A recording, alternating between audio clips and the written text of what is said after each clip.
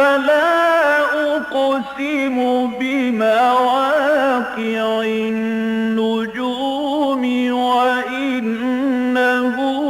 لقسم لو تعلمون عظيم إنه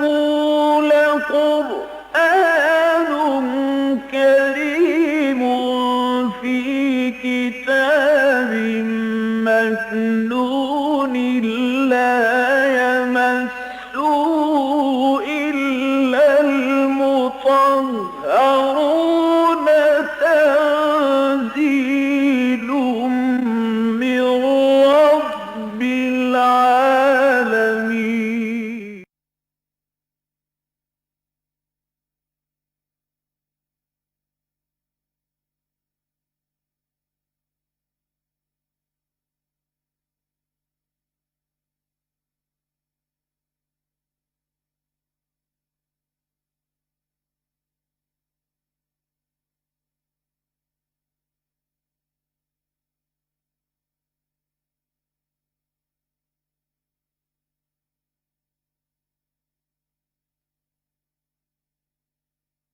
نحمده ونصلي على رسوله الكريم اما بعد فقد قال الله تبارك وتعالى كما ورد في سورة البقرة اعوذ بالله من الشيطان الرجيم بسم الله الرحمن الرحيم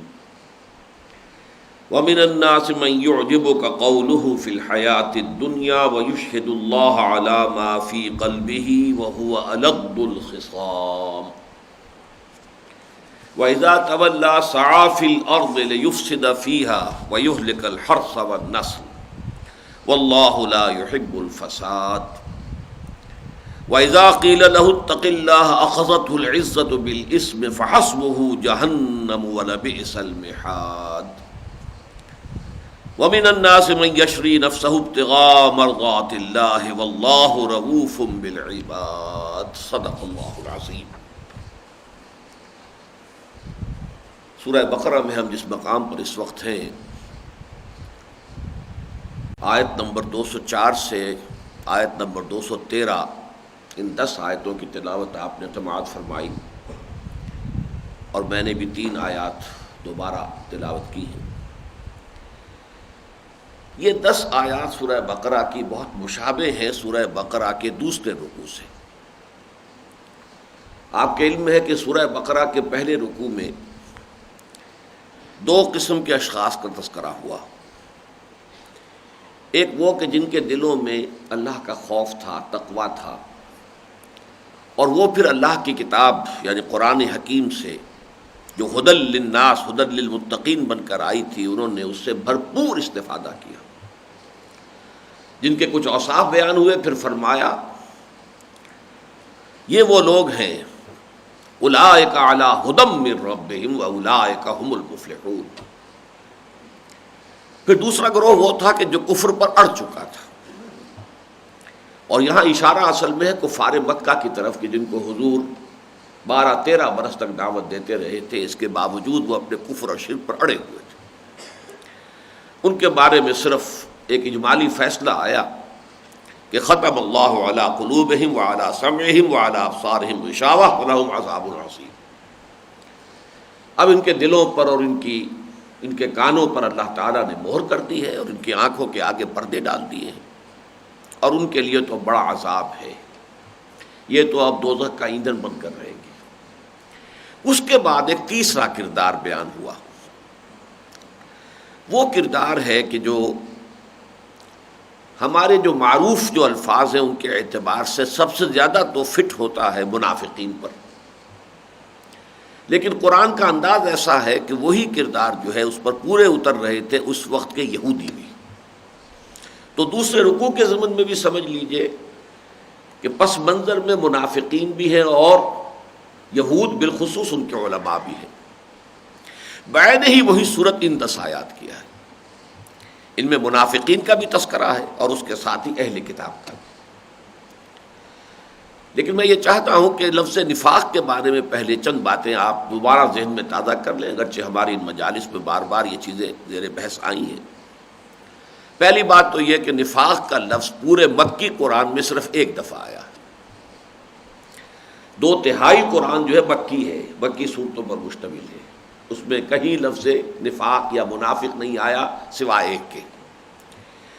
اور نفاق کا جو اصل مرض ہے، بنیادی مرض، اس کا بھی ذکر مکی قرآن میں ایک ہی دفعہ آیا ہے، اگرچہ اس صورت کے بارے میں اختلاف ہے کہ وہ مکی ہے یا مدنی ہے۔ وہ بنیادی روگ کیا ہے؟ وہ سورہ حج کی آیت ہے، پہلے رکوع میں جو آئی ہے، دوسرے رکوع میں وَمِنَ النَّاسِ مَن يَعْبُدُ اللَّهَ عَلَى حَرْفٍ، لوگوں میں کچھ ایسے بھی ہیں جو اللہ کی بندگی تو کرنا چاہتے ہیں لیکن کنارے کنارے بچ کر، کوئی خطرہ مول لینے کو تیار نہیں ہے، کوئی رسک لینے کو تیار نہیں ہے، جان اور مال پر کوئی آنچ جو آئے تو وہ انہیں گوارا نہیں ہے۔ عَلَى حَرْفٍ، جیسے کوئی میدان میں کودنے کو تیار نہ ہو کہ ڈوبنے کا خطرہ ہے، تو کنارے کنارے جو ہے وہ چل رہا ہے۔ اور اس کی شرح کر دی فَإِنْ أَصَابَهُ خَيْرٌ اطْمَأَنَّ بِهِ، اگر خیر ملتا رہے، خیریت رہے، کوئی آزمائش نہیں، کوئی تکلیف نہیں، کوئی مصیبت نہیں، تو مطمئن رہتے ہیں، ٹھیک ہے، اللہ کو مانتے ہیں، رسول کو، قرآن کو مانتے ہیں، عمل کر رہے ہیں، نماز روزہ جو ہے اس پر کاربند ہے۔ وَإِنْ أَصَابَتْهُ الْفِتْنَةُ انقلب علی وجہہ خسر الدنیا والآخرہ، اگر کہیں کوئی آزمائش آ گئی، کوئی تکلیف آ گئی، کوئی مطالبہ آ گیا جانی اور مالی قربانی کا، تو وہ اوندھے منہ گر پڑتے ہیں۔ خسر الدنیا والآخرہ، یہ دنیا اور آخرت دونوں کا خسارہ ہے، بربادی ہے، تباہی ہے۔ یہ ہے اصل کردار کہ ایک انسان کسی نظریے کو، کسی خیال کو تسلیم تو کر لے، قبول تو کر لے، لیکن اس کے لیے قربانی دینے کو تیار نہ ہو۔ اس طرح کے لوگ دنیا میں ہمیشہ رہے، 3 طرح کے لوگ ہمیشہ دنیا میں رہے ہیں، خاص طور پر جب بھی کبھی کوئی انقلابی پیغام سامنے آتا ہے، کسی نظام کو بدلنے کے لیے کوئی دعوت سامنے آتی ہے، تو ایک تو وہ لوگ ہوتے ہیں کہ جو اسے قبول کرتے ہیں، تو پھر ہر چہ باد آباد، اب اس شان کے ساتھ قبول کرتے ہیں کہ اب جو ہو سو ہو، ماں کشتی درآب انداختیم، اب تو ہم نے اپنی کشتی دریا میں ڈال دی ہے، اب یہ چلے گی اور تیرے گی تو ہم تیریں گے، یہ ڈوبتی ہے تو ہم ڈوبنے کو تیار ہیں، کشتی چھوڑ کر بھاگیں گے نہیں ہم۔ ایک وہ ہوتے ہیں کہ جو اپنے سابق نظام کو پروٹیکٹ کرنے کے لیے، اسٹیٹس کو برقرار رکھنے کے لیے مقابلے میں آ جاتے ہیں، خم پھونک کر، کھلم کھلا دشمن۔ ایک وہ ہوتے ہیں کہ جنہیں وہ دعوت جو ہے متاثر تو کرتی ہے، بات اچھی تو لگتی ہے، ہاں بھائی بات صحیح ہے، قبول بھی کر لیتے ہیں، لیکن جب ایک انقلابی جد و جہد کے اندر، پھر تو ظاہر بات ہے کہ اب مرحلے آئیں گے جن میں قربانیاں دینی ہوں گی، جانی قربانی، مالی قربانی، تو وہ ٹھٹک کر رہ جاتے ہیں، اور ان کے جو ہے پاؤں، ان میں جو ہے وہ لرزش پیدا ہو جاتی ہے اور وہ چل نہیں پاتے۔ اب انہیں آپ چاہے کہیں یہ کہ وہ عزم اور ارادے کی کمی ہے، قوت ارادی کمزور ہے، یا پوری یکسوئی کے ساتھ اور گہرائی کے ساتھ انہوں نے اس نظریے کو نہیں تسلیم کیا تھا، دونوں ہی باتیں ہو سکتی ہیں، یعنی داخلی بھی خارجی بھی، لیکن اس کا نام ہے نفاق، اس کا نام ہے منافقت۔ وَمِنَ النَّاسِ مَن يَعْبُدُ اللَّهَ عَلَى حَرْفٍ فَإِنْ أَصَابَهُ خَيْرٌ اطْمَأَنَّ بِهِ وَإِنْ أَصَابَهُ فِتْنَةٌ انقلب عَلَى وَجْهِهِ خَسِرَ الدُّنْيَا وَالْآخِرَةَ ذَلِكَ هُوَ الْخُسْرَانُ الْمُبِينُ۔ اور سورہ عنکبوت میں پھر اس کو کھول کر بیان کیا گیا ہے، وَمِنَ النَّاسِ مَن يَقُولُ آمَنَّا بِاللَّهِ، لوگوں میں سے کچھ ایسے بھی ہیں جو کہتے ہیں ہم ایمان لے آئے اللہ پر، فَإِذَا أُوذِيَ فِي اللَّهِ جَعَلَ فِتْنَةَ النَّاسِ كَعَذَابِ اللَّهِ، جب انہیں کوئی تکلیف پہنچائی جاتی ہے اللہ کے راستے میں، تو پھر وہ ایسے گھبرا اٹھتے ہیں، لوگوں کی طرف سے ڈالی جانے والی مصیبتوں کو اس سے ایسے گھبراتے ہیں جیسے اللہ کے عذاب سے گھبرانا چاہیے۔ وَلَئِن جَاءَ نَصْرٌ مِّن رَّبِّكَ، اور اے نبی اگر آپ کے رب کی طرف سے مدد آ جائے، آپ کو غلبہ حاصل ہو جائے، لَيَقُولُنَّ إِنَّا كُنَّا مَعَكُمْ، تو لازماً وہ کہیں گے کہ ہم بھی تو آپ کے ساتھ تھے نا، یعنی مشکل وقت میں چھٹک کر کھڑے رہ گئے، پیچھے ہٹ گئے یا میدان سے بھاگ گئے، لیکن اگر فتح نصیب ہو گئی تو اس فتح کے ثمرات سے متمتع ہونے کے لیے سب سے آگے بڑھ کر موجود ہیں کہ ہم بھی تو آخر مسلمان تھے، آپ کے ساتھ ہی تھے۔ اس کو فرمایا ہے اولیس اللہ بعالم بما فی صدور العالمین، تو کیا اللہ خوب جانتا نہیں ہے جو کچھ لوگوں کے سینوں میں ہے؟ یہ کس کو دھوکہ دے رہے ہیں؟ اگر ایمان ہوتا تو یہ میدان سے بھاگتے ہی نا، اگر ایمان ہوتا تو وہ مصائب سے اس طریقے سے پریشان اور اس طریقے سے جو ہے وہ بے چین نہ ہو گئے ہوتے، بلکہ ڈٹ کر خم ٹھوک کر اس کا مقابلہ کرتے، برداشت کرتے۔ اولیس اللہ بعلم بما فی صدور العالمین ولیعلمن اللہ الذین آمنوا ولیعلمن المنافقین۔ اللہ تعالیٰ تو لازماً واضح کر دے گا، کھول دے گا، نمایاں کر دے گا کون حقیقتاً مومن ہے اور کون واقعتاً منافق ہے۔ یہ واحد مقام ہے پورے مکی قرآن میں، 2/3 قرآن میں، جہاں لفظ منافق آیا ہے، اور اس کی شرح یہی ہے، اس کی وضاحت یہی ہے۔ اب دیکھیے کہ مدنی دور میں اصل میں نفاق شروع ہوا ہے ایک انسٹیٹیوشن کی حیثیت سے۔ اصولی طور پر تو مکی دور میں بھی اس کا ہمیں ثبوت مل گیا، لیکن وہاں معاملہ یہ تھا کہ ایک پیسو ریزسٹنس کا دور تھا، ستایا جا رہا تھا، مارا جا رہا تھا، جوابی کارروائی کی اجازت نہیں تھی۔ لیکن اگر کوئی شخص نہیں جھیل پا رہا، نہیں برداشت کر پا رہا، گھبرا رہا ہے، اس کے پائے ثبات میں لغزش آ رہی ہے، تو اسے بتایا جا رہا کہ یہ پھر نفاق کی علامت ہے۔ اگر تم اسے جھیلو گے نہیں، برداشت نہیں کرو گے، خم ٹھوک کر کھڑے نہیں رہو گے، چاہے تمہیں جوابی کارروائی کی ابھی اجازت نہیں ہے، لیکن قدم پیچھے نہ ہٹے، ریزسٹنس تو ہوگی، پیسو ریزسٹنس ہوگی کہ تم آگے بڑھ کر اس برائی یا کفر یا باطل جو ہے اس کے خلاف کوئی اقدامی کارروائی تو نہیں کرو گے، لیکن پیچھے بھی نہیں ہٹو گے۔ پیچھے ہٹنے کا اگر ذرا سا بھی معاملہ ہو گیا تو یہ نفاق ہوگا۔ مدینہ منورہ میں آنے کے بعد نفاق کا مرض جو ہے وہ شروع ہو گیا کہ اب ظاہر بات ہے کہ مدینے میں جو لوگ ایمان لا رہے تھے ان کے لیے اس طرح کی کوئی آزمائش تھی نہیں، لہذا کچے پکے سارے لوگ ایمان لے آئے۔ اب آزمائش کب آئی؟ جبکہ قتال کا مرحلہ آیا، جب یہ کہا گیا کہ اب میدان جنگ میں نکلو، نقد جان ہتھیلی پر رکھ کر نکلو۔ جو جاتا ہے جنگ میں تو وہ تو در حقیقت اپنی جان کا رسک لے کر جاتا ہے، وہ تو یوں سمجھیے بونس ہے اگر واپس آ گئے، لیکن یہ کہ جو شخص جنگ میں شریک ہو رہا ہے وہ تو گویا کہ اس نے تو اپنی جان ہتھیلی پر رکھ لی ہے، وہ اپنی جان کا جو ہے وہ رسک لے رہا ہے۔ یہ آزمائش جب آئی ہے تو اس وقت پھر نفاق کا جو پودا ہے وہ پوری طریقے سے پروان چڑھنا شروع ہوا۔ لیکن اس میں بھی قرآن مجید نے ایک بہت عجیب حکمت ہے جو اختیار کی ہے۔ یہ جو تقریباً 2 سال میں جو سورہ بقرہ نازل ہوئی ہے، اس لیے کہ یہ ہجرت کے فوراً بعد سے لے کر اور غزوہ بدر سے متصلاً قبل تک یہ سورہ مبارکہ کا نزول ہے، اور اس کے علاوہ اسی کی تمام صورت ہے سورہ محمد یا سورہ قتال صلی اللہ علیہ وسلم۔ یہ 2 صورتیں ہیں کہ جو غزوہ بدر سے پہلے اور ہجرت کے بعد نازل ہوئی۔ باقی اس میں کہیں کہیں آیات جیسا کہ ہم نوٹ کر چکے ہیں، بعد کی آیات بھی ہیں، لیکن اکثر و بیشتر مین بلک جو ہے سورہ بقرہ کا وہ اس عرصے میں ہے، ہجرت کے بعد سے لے کر اور غزوہ بدر سے قبل تک۔ اس میں کہیں لفظ نفاق جو ہے نہیں آیا، ابھی گویا کہ مکی صورتوں والا مزاج برقرار ہے۔ بیماری کو تو بیان کیا گیا، نشاندہی تو کر دی گئی، تاکہ جن لوگوں کے دلوں میں بھی کچھ اس کے جراثیم جو ہیں وہ کہیں شروع ہو گئے ہوں، وہ بیماری کا کوئی آغاز ہو رہا، وہ متنبہ ہو جائیں، وہ خود دروں بینی کر لیں، وہ خود انٹروسپیکشن کر لیں، وہ خود اپنے گریبانوں میں جھانک کر متنبہ ہو جائیں اور اس کے علاج کی طرف جو ہے وہ متوجہ ہو جائیں۔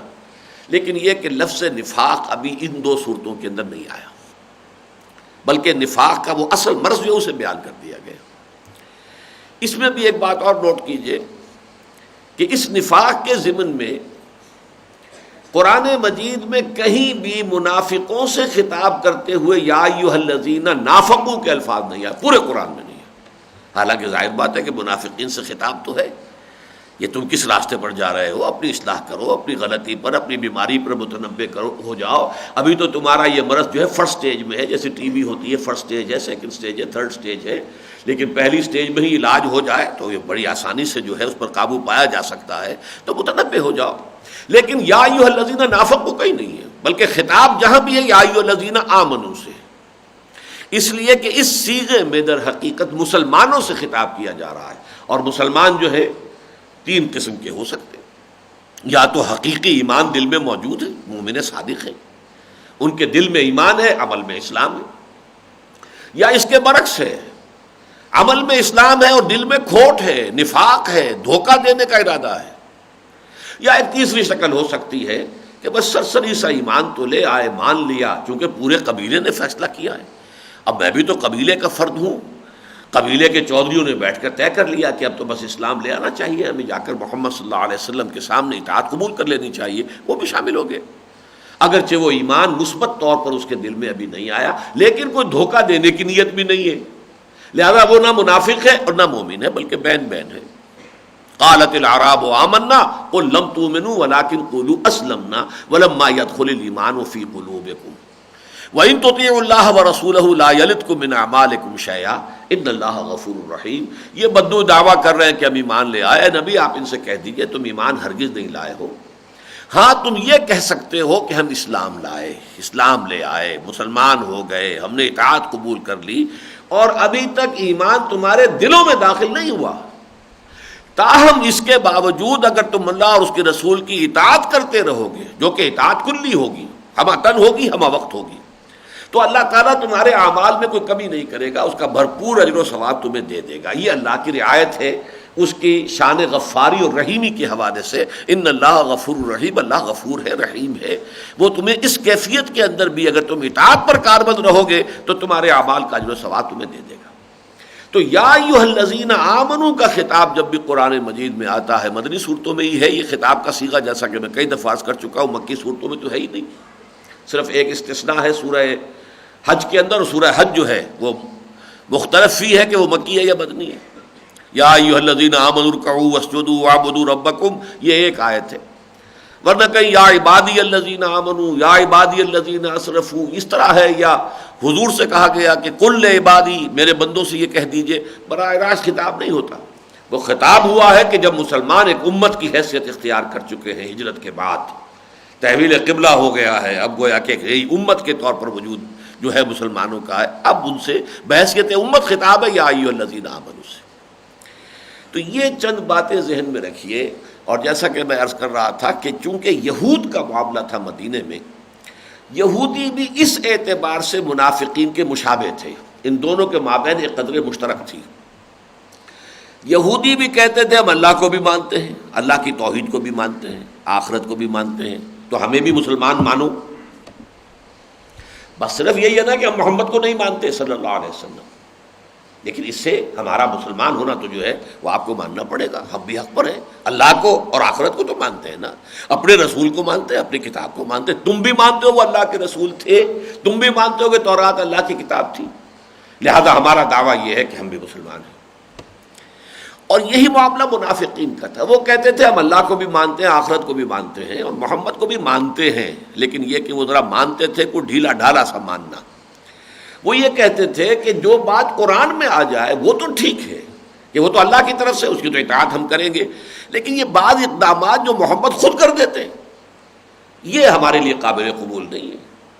ابھی تو قتال کی تو کوئی آیت تو نازل ہی نہیں ہوئی، کہیں اللہ نے حکم دیا ہی نہیں کہ اللہ کے راہ میں قتال کرو، اور انہوں نے مہمیں بھیجنی شروع کر دی ہیں۔ اس پر سب سے بڑا اعتراض تھا انہیں،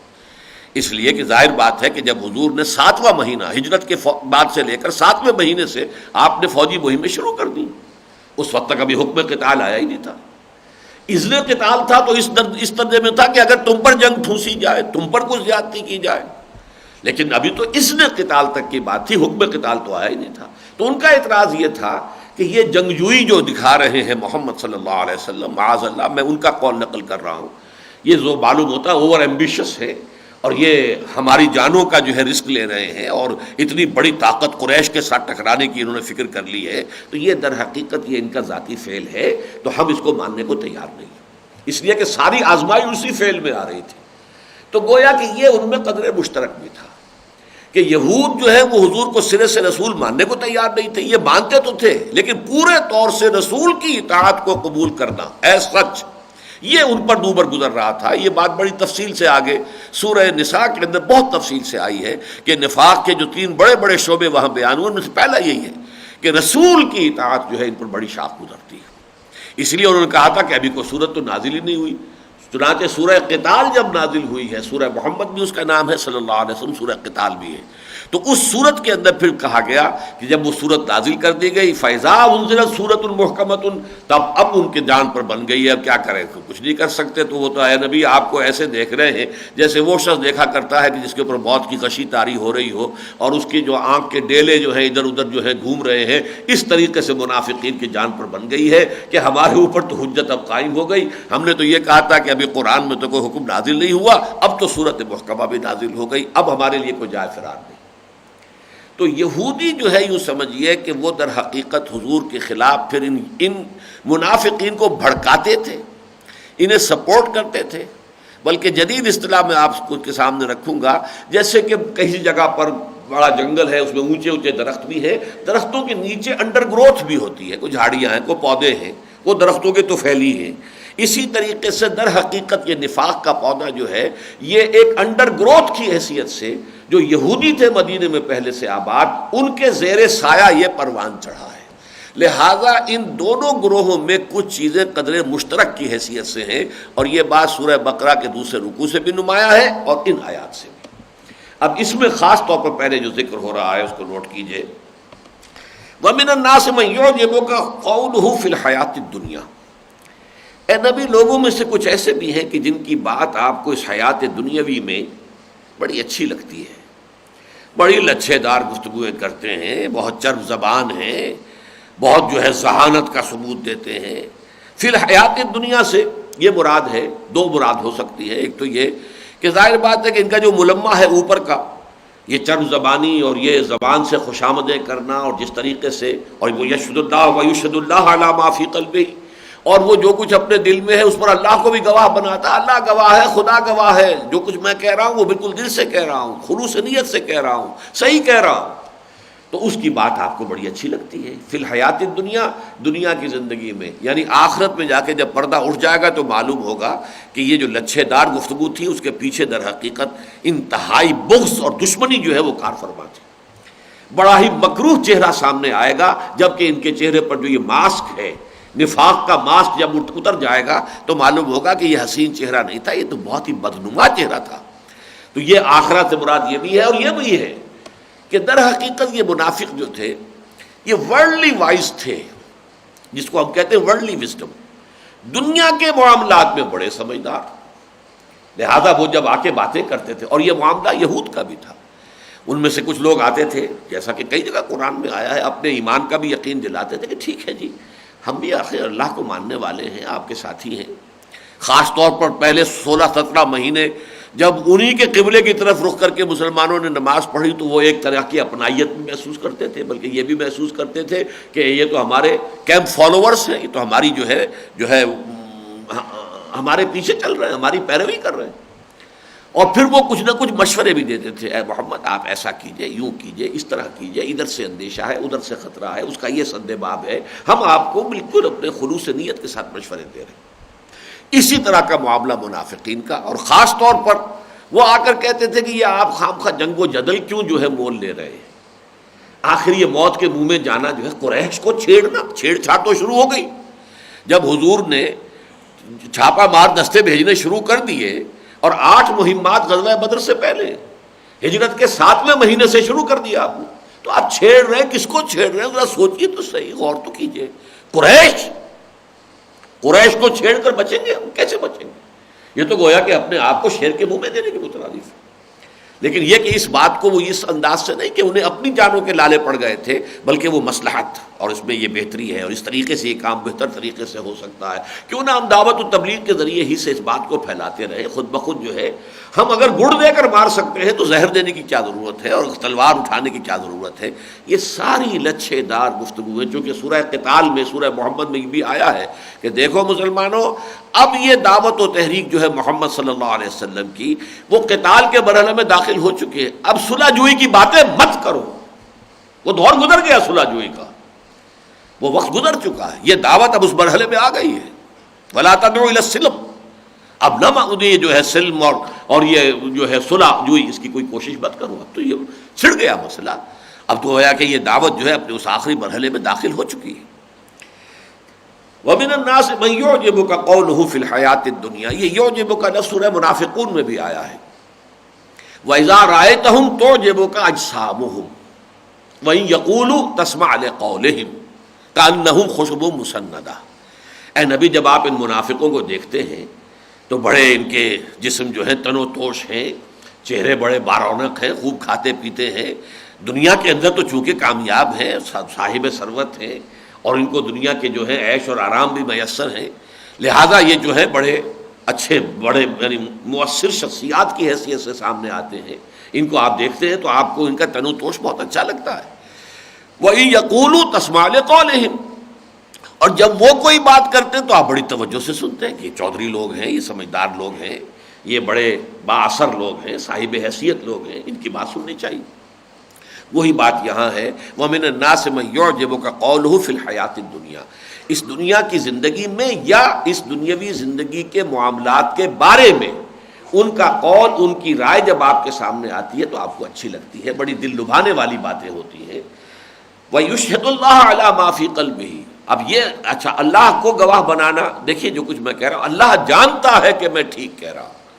دیکھیے جو کچھ میں کہہ رہا ہوں اللہ جانتا ہے کہ خلوص کے ساتھ کہہ رہا ہوں، اس میں میری کوئی غرض نہیں ہے، میرا اپنا کوئی جو ہے اس میں مقصد نہیں ہے، بلکہ میں خالص دین کی خیر خواہی کے لیے، آپ کی خیر خواہی کے لیے کہہ رہا ہوں. اللہ کو گواہ بنانا بار بار، یہ بالکل ایسے ہی جیسے اللہ کی قسم کھانا، قسم کے معنی بھی یہی ہوتے ہیں. اللہ کی قسم کھا کر میں کہہ رہا نہیں، اللہ کو گواہ بنا کر کہہ رہا ہوں کہ میں جو کچھ کہہ رہا ہوں بات ٹھیک ہے. تو قسم کھانا ان کا یہ قرآن مجید میں سورہ منافقون میں آیا ہے،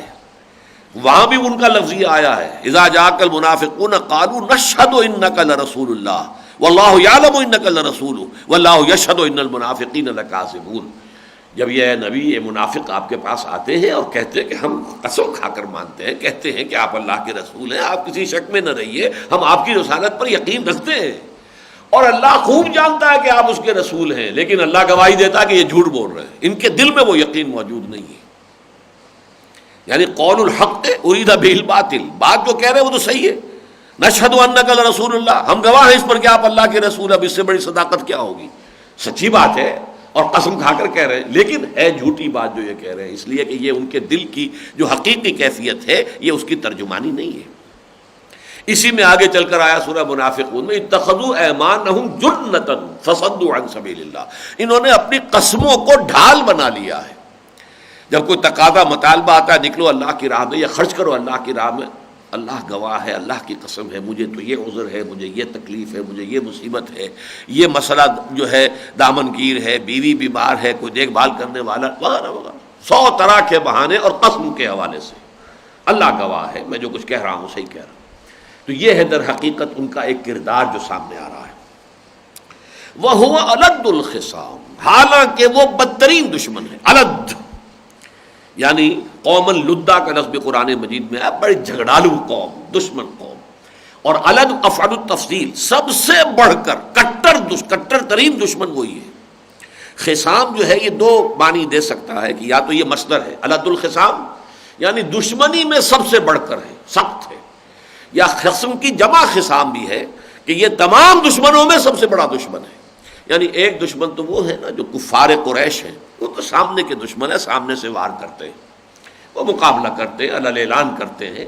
اور وہ اپنی جانیں بھی دے رہے ہیں اپنے باطل معبودوں کے لیے، اس کے لیے رزق لے رہے ہیں، قربانیاں دے رہے ہیں. اور ایک در حقیقت یہ کہ یہ لوگ ہیں یہ مارے آستین ہیں، یہ تو یہاں پر آپ کی آستین کے اندر سے ڈنک ماریں گے، تو سب سے بڑا دشمن. اسی لیے اس سورہ منافقون میں بھی الفاظ آئے، میں اسی لیے یہ آپ کے ساتھ ساتھ جو ہے اس کے ساتھ، اس لیے کہ منافقت کے موضوع پر قرآن مجید کی جامع ترین سورت جو ہے وہ 11 آیتیں ہیں سورہ منافقون کی جو 28ویں پارے میں، وہاں پر ہم العدو فاحذرہم قاتلہم اللہ انا یؤفکون، اے نبی یہی اصل دشمن ہے، ان سے بچ کر رہیے، ان کی لچھے دار باتوں میں نہ آئیے، ان کا یہ بار بار قسمیں کھا کر جو ہے اپنے خلوص کا یہ جو یقین دلانا چاہتے ہیں آپ اس سے دھوکہ نہ کھائیے، یہ جھوٹے بہانوں کو جو اپنی جھوٹی قسموں سے موقت کرتے ہیں آپ ان پر اعتبار نہ کیجیے. ہم العدو فاحذرہم قاتلہم اللہ انا یؤفکون، وہی اصل دشمن ہیں، لہٰذا ان سے بچیے، ان سے بچاؤ کیجیے، ان کی چالوں سے اپنے آپ کو بچائیے. وَهُوَ أَلَدُّ الْخِصَامِ وَإِذَا تَوَلَّى سَعَىٰ فِي الْأَرْضِ، جب وہ جاتا ہے، اب اس کے بھی دو معنی ہیں، تولا پیٹھ موڑ کر چلے جانا، اور تولا یہ بھی ہے تولیت حاصل ہو جانا، متولی ہو جانا، اقتدار حاصل ہو جانا. یہ سورہ محمد میں بھی لفظ آیا ہے، قُلْ هَلْ عَصَيْتُمْ إِن تَوَلَّيْتُمْ أَن تُفْسِدُوا فِي الْأَرْضِ وَتَقَطَّعُوا أَرْحَامَكُمْ، وہاں بھی یہ لفظ آیا ہے اور دونوں معنی ہیں اس میں. یہاں پر بھی یہ لفظ آیا ہے کہ ایسے شخص کو اگر کہیں دنیا میں اقتدار حاصل ہو جائے تو وہ کیا کرے گا پھر، اس لیے کہ اندر سے اس کا گھناؤنا کردار یہ ہے، دلی عزائم اس کے یہ ہے، اور یہ کہ اوپر سے چکنی چپڑی باتیں کر کے، فرض کیجئے جیسے آج کا ہمارا دور ہے جو جمہوری دور ہے، عوام الناس کو دھوکہ دے کر اور ان میں اپنے لیے گڈ ول پیدا کر کے وہ اگر حاکم ہو جاتا تو پھر کیا کرے گا؟ وہ ظاہر بات ہے لوٹ مار کرے گا، غبن کرے گا، جو بھی کچھ ہو رہا ہے ہمارے ہاں پھر وہ کچھ ہوگا۔ تو جب وہ تولا والا معاملہ ہو جاتا ہے تو پھر وہ زمین میں خرابی پیدا کرتا ہے، سعی فی الارض لیفسد فیہا، بھاگ دوڑ کرتا ہے، تگ و دو کرتا ہے تاکہ زمین میں فساد مچائے، وَيُهْلِكَ الْحَرْثَ وَالنَّسْلَ، اور ہلاک کرے کھیتی کو بھی اور جانی اتلاف بھی کرے۔ یہاں ذرا اس میں آپ سے عرض کر دوں کہ یہ تو میں جو اس وقت آپ کے سامنے بیان کر رہا ہوں وہ تعویل عام ہے الفاظ کے حوالے سے، ایک کیریکٹر کے جو قرآن مجید جس کی کہ نقشہ کشی کر رہا ہے وہ نمایاں ہو جائے ہمارے سامنے، اور خاص طور پر اصولی طور سے کہ ہم اسے ایک ماضی کی بات نہ سمجھے بلکہ یہ کہ یہ ایک مستقل جو ہمارے لیے رہنمائی ہے اور علمی جو ہے ہمارے لیے اثاثہ ہے کہ ہمیشہ ہر انقلابی تحریک کے ساتھ اس طرح کا ایک کردار ہر دور میں رہا ہے۔ اگر محمد الرسول اللہ کی جماعت اس سے پاک نہیں تھی تو دنیا میں اور کون سی جماعت ہو سکتی ہے جو اس سے پاک ہو؟ سب سے زیادہ پاک جماعت تو وہی ہو سکتی تھی، لیکن آپ کو معلوم ہے کہ مدنی دور میں آتے ہی یہ پودا جس تیزی کے ساتھ پروان چڑھا ہے اور یہ ایلیمنٹ جس تیزی کے ساتھ بڑھا ہے مسلمانوں کے اندر کہ اگلے ہی سال سن 3 کے شوال میں جب غزوہ احد کا موقع آیا ہے تو 1/3 نفری ٹوٹ کر واپس چلی گئی۔ نفاق کا پودا اس درجے جو ہے برابر ہو چکا تھا اس وقت، ابھی 3 سال ہوئے صرف۔ غزوہ بدر جو ہے یوم الفرقان اللہ تعالیٰ نے عطا کیا اور 1 سال ہوا ہے، اس کے باوجود حال یہ ہے کہ اگلے سال احد کے موقع پر سن 3 شوال میں وہ جب حضور نکلے ہیں مدینے سے تو 1000 کی نفری تھی ساتھ،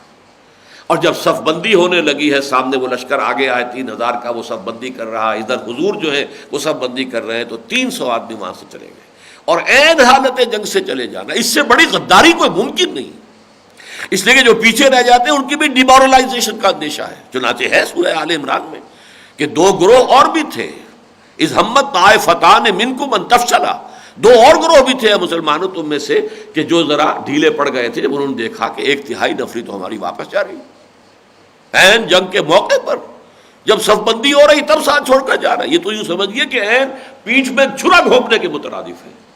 تو 1/3 نفری جو ہے وہ مسلمانوں کی اس وقت کی جماعت میں اس قسم کے لوگوں پر مشتمل ہو چکی تھی۔ تو عمومی اعتبار سے ہمیں سوچنا چاہیے کہ ہماری رہنمائی کے لیے یہ کردار ہمیشہ رہے گا، ہمیشہ رہا ہے، ہمیشہ رہے گا۔ البتہ یہ کہ جب آیات نازل ہوتی ہیں تو ان کے پس منظر میں کوئی متعین واقعہ جسے ہم شان نزول کہتے ہیں، یا یہ کہ اس قسم کی آیات میں کوئی شخص معین کوئی کردار ہو، تو اخنس ابن شریق کا نام لیا گیا ہے کہ یہ ایک بڑا ہی کٹر منافق آدمی تھا، اور اس کی صورت یہ ہو گئی تھی جیسے یہودیوں کے بارے میں آپ دیکھتے ہیں نا قرآن مجید میں سورہ آل عمران میں آئے گا، عضوا علیکم الانامل من الغیظ، اے مسلمانوں یہ تم پر انہیں جو غصہ آتا ہے اس کی وجہ سے اپنی انگلیاں چباتے ہیں۔ جب کسی شخص کو غصہ شدید آئے لیکن کر کچھ نہ سکے،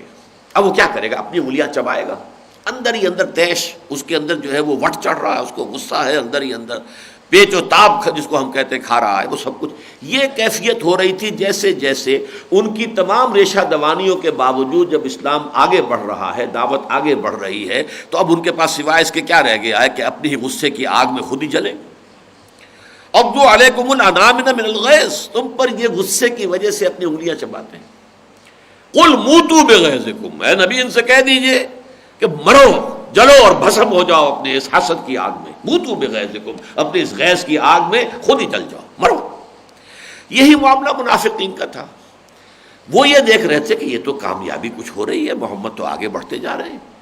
اور یہ کہ ہمارا مشورہ تو انہوں نے نہیں مانا، ہماری باتیں تو انہوں نے رد کی، اس کے باوجود جو ہے ان کے لیے ان کے قدم تو رکے نہیں، تو غصہ آتا تھا۔ اس غصے اور تیش کے عالم میں یہ کہتے ہیں کہ اخنس ابن شریق جو تھا یہ بھی بہت حضور کے سامنے جب جاتا تھا بڑی چکنی چپڑی بڑی ملمے والی باتیں کرتا تھا، لیکن یہ کہ پھر جاتا تھا تو پھر جا کر کہیں چپکے سے کسی کے انصاری کے کھیت میں آگ لگا دی، کسی کے جانور ہلاک کر دیے۔ اب یہ کہ یہ سارا نقشہ سامنے لایا جا رہا ہے کہ غصہ اپنا اس طرح وہ نکال رہے ہیں، لیکن یہ ہے کہ در حقیقت ان کے بس میں کچھ پڑ نہیں رہا، کچھ کر نہیں پا رہے، لہذا لے دے کر اس قسم کے ان کے پاس جو ہے اپنے غصے کے اظہار کے لیے راستہ رہ گیا، اس کے سوا کچھ نہیں۔ لیکن یہ کہ اس میں اگر ہم اس کو تعویل عام میں لیں لیفسد فیہا، تو اس کا ایک مفہوم ذرا بڑا بھی ہے، وسیع بھی ہے، اس کو بھی سمجھ لیجئے۔ دیکھیے قرآن کا فلسفہ یہ ہے کہ دنیا میں جب تک کہ اللہ کا نظام قائم نہ ہو تو چاہے بظاہر امن و امان ہے، حقیقت میں وہ فساد ہے۔ آپ کا ایکسپلائٹیٹو نظام ہے، بیچارہ غریب دبا ہوا ہے، پسا ہوا ہے، مر رہا ہے، ہاری ہے، کسان ہے، مزدور ہے، لیکن وہ اپنی اس قسمت پر صابر و شاکر ہے اور عیش کرنے والے عیش اڑا رہے ہیں۔ کوئی دنگا فساد نہیں تو آپ کہیں گے یہ امن ہے۔ امن نہیں ہے، یہ فساد ہے، پوٹینشل فساد ہے۔ امن تو ہوگا جب اللہ کا ایمان، اللہ پر ایمان اور اس کے اوپر مبنی نظام جب قائم ہو جائے گا، وہ امن ہوگا۔ فرض کیجئے کہ ڈاکوؤں کا کوئی پڑاؤ ہے، وہ ڈاکوؤں کے پڑاؤ میں امن ہے، وہاں تو کوئی نہ کسی کی جیب کاٹ رہا ہے، نہ کوئی ایک دوسرے کو گدن پہنچا رہا ہے، آپس میں تو بڑے شیر و شکر ہیں، باہم بڑی ان کی دوستی ہے، اخوت ہے۔ آپ کہیں گے کہ یہ تو بڑا پرامن معاشرہ ہے۔ نہیں بھائی، یہ تو در حقیقت اصل سورس ہے، بربادی اور تباہی اور بدامنی کا اصل اڈا یہی ہے۔ اسی طریقے سے جب تک اللہ کا دین قائم نہیں ہوتا، چاہے بظاہر امن و امان ہے، حقیقت میں وہ فساد ہے۔ ظہر الفساد فی البر والبحر بما کسبت ایدی الناس، لوگوں کے اپنے ہاتھوں کی کمائیوں کے وجہ سے بحر و بر میں فساد رونما ہو چکا ہے، چاہے وہ بظاہر فساد نہیں ہے، چاہے غلام مکے کے جو تھے وہ اپنی قسمت پر شاکر سے جو ہو رہا تھا ان کے ساتھ وہ جھیل رہے تھے، برداشت کر رہے تھے، لیکن یہ کہ اس کو ہم یہ نہیں کہہ سکتے کہ وہ کوئی پرامن معاشرہ تھا۔ تو اسی طریقے سے جب کوئی دعوت اٹھتی ہے اس کو اللہ کے دین کو قائم کرنے کے لیے، تو اول تو لوگ کہتے ہیں تم خامخواہ ایک فساد پیدا کر رہے ہو،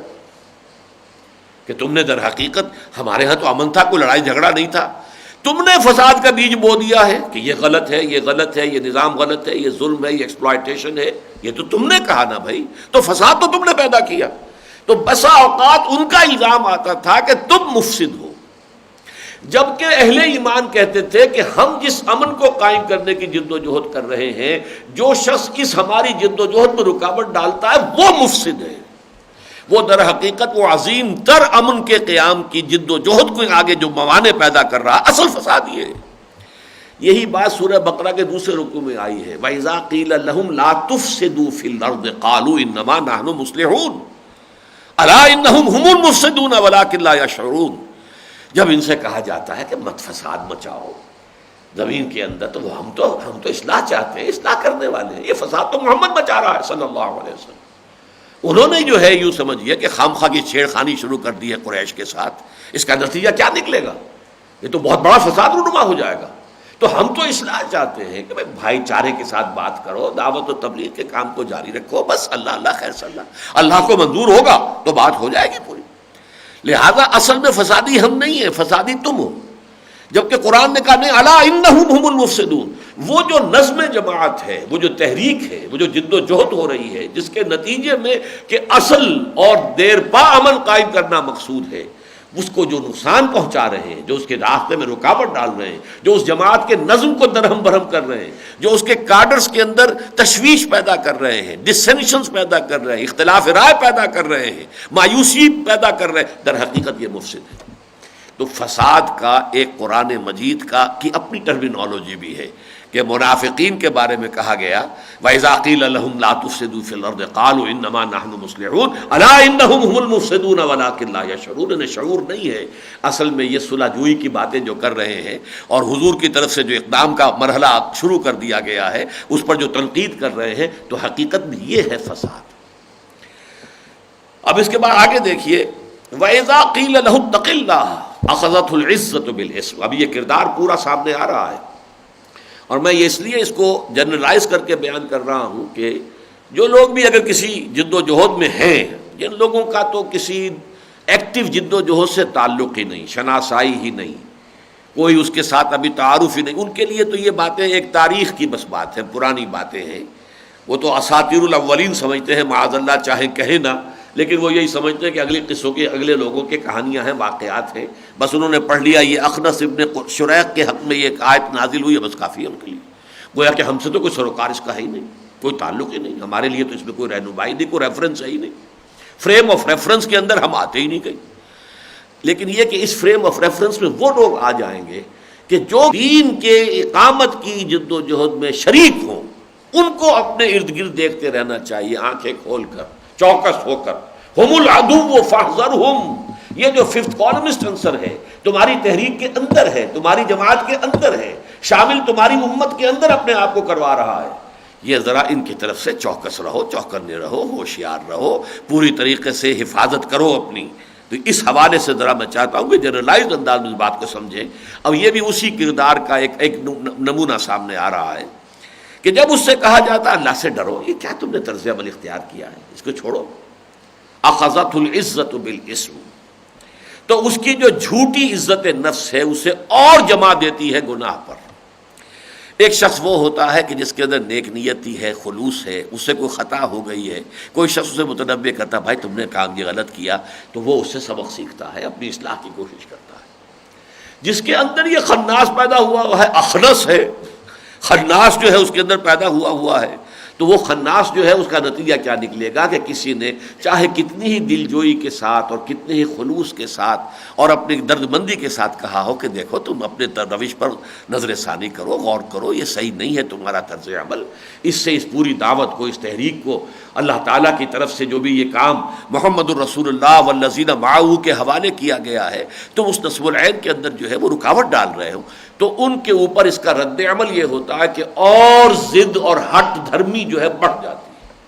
وہ جھوٹی انا جو ہے ان کی عزت نفس، اخذت العزت بالاسم، اسے اور جما دیتی ہے اس گناہ کے اوپر، بجائے اس کے کہ وہ کسی کی تنبیہ سے اور کسی کی طرف سے کوئی بھی اگر اس طرح کی بات آتی ہے تو اس سے کوئی فائدہ حاصل کرے، الٹا جو ہے اس کا رد عمل یہ ہوتا ہے کہ اور وہ اپنی ضد اور ہٹ میں جو ہے پکا ہو جاتا ہے۔ فحسبہ جہنم، بات بہت مختصر کر دی، اس کا ٹھکانہ وہ اس کے لیے تو مناسب جگہ اب جہنم ہی ہے، وہی ہے جو اس کے مناسب حال ہے، اسی کا یہ ایندھن بن کر رہے گا۔ وَلَبِئْسَ الْمِہَادُ، اور وہ بہت ہی برا ٹھکانہ ہے۔ مہد، ماں کی گود، مہد، مہاد، بچھونا، وَلَبِئْسَ الْمِہَادُ، بڑی بری گود ہے جو انہیں ملنے والی ہے، جہنم کی گود۔ اُمُّهُ ہاویہ، اب اس کا ٹھکانہ، اس کی ماں جو ہے وہ ہاویہ ہی ہوگی، وہی جہنم جو ہے اس کی بھڑکتی ہوئی آگ ہی در حقیقت اسی کی گود اسے نصیب ہوگی، وہی اس کا بستر ہوگا۔ اب اس کے برعکس یہ قرآن مجید کا جو عام اسلوب ہے کہ جس میں ایک سائملٹینیس کنٹراسٹ جس کو ہم کہتے ہیں، ایک کردار سامنے آیا تو دوسرا بھی سامنے آ جائے تاکہ بات واضح ہو جائے۔ تُعْرَفُ الْأَشْيَاءُ بِأَصْدَادِهَا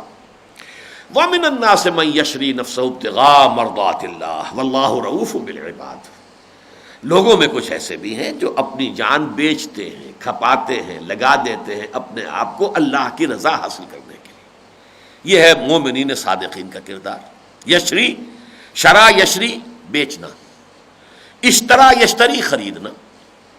قرآن مجید میں یہ شرا یشری جو ہے یعنی ثلاثی مجرد سے 4 مرتبہ یہ لفظ آیا ہے۔ چنانچہ قتال فی سبیل اللہ کے لیے آیت آئی ہے سورہ نساء میں، اس میں بھی یہی لفظ ہے،